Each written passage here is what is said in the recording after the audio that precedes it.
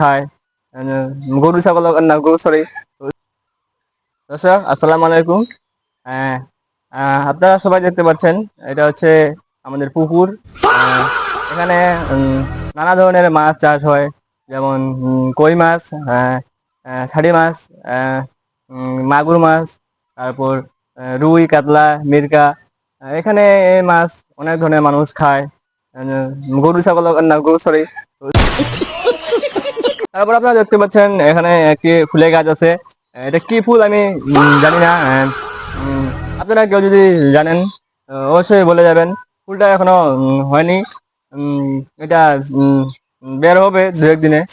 তারপর এটা ফুলের মতো ফুটবে। আহ, তারপর আপনারা দেখতে পাচ্ছেন আরো এখানে অনেক প্রকার গাছ আছে।